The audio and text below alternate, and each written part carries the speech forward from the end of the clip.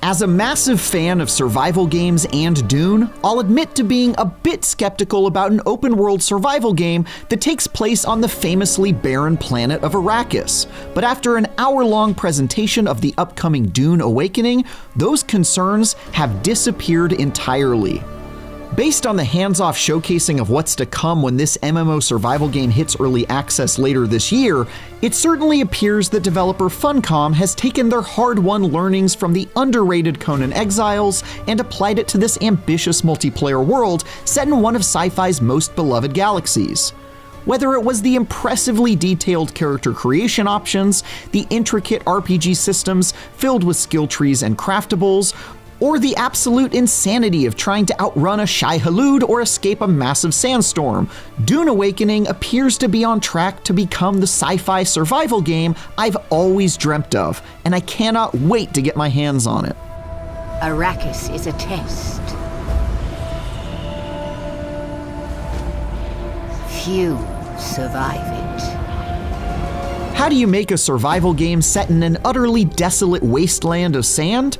Well, according to Funcom, the answer lies in the hidden spaces of Arrakis.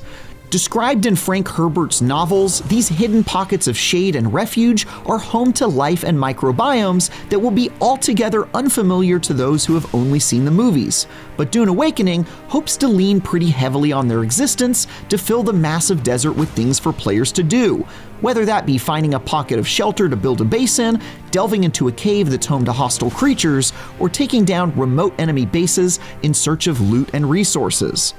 In fact, the wide-open empty spaces filled with hot sand might be more of an asset than a hindrance, as it allows for a heat stroke mechanic where players are punished for spending time in direct sunlight with some pretty devastating debuffs, meaning players will instead need to dart from shelter to shelter, battling the elements as they explore the world and its many hidden spaces.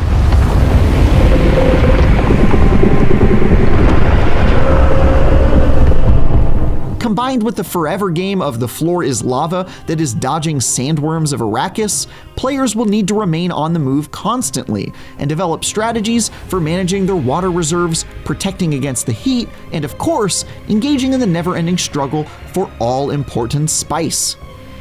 In one leg of the demo, players work together to claim a massive deposit of spice while keeping an eye out for the ever-looming threat of the Shai-Hulud drawn to their activity in the desert, only to be unexpectedly overwhelmed by a sandstorm instead, which swallowed them and their precious cargo along with them.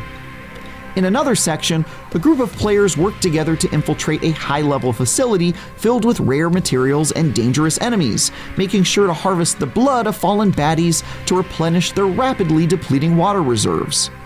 Before the demo, I had a lot of questions about how a Dune survival game would even work without becoming extremely monotonous in short order, but by the end, I found myself wondering why in the heck someone hadn't made one sooner. Seeing all the clever ways Dune Awakening plans to make brilliant use of Dune's unique lore made me a believer.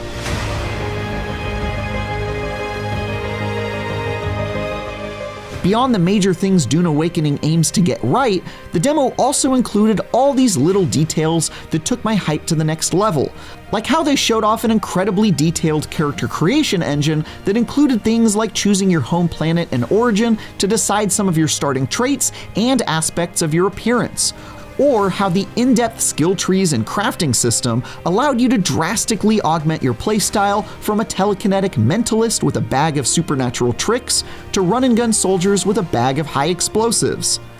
As someone who has spent a good deal of time with the Dune tabletop RPG, dreaming up the characters I'd like to portray in that universe, this looks like it'll scratch an itch I've had for decades, and I absolutely cannot wait to get my hands on it when it hits early access later this year.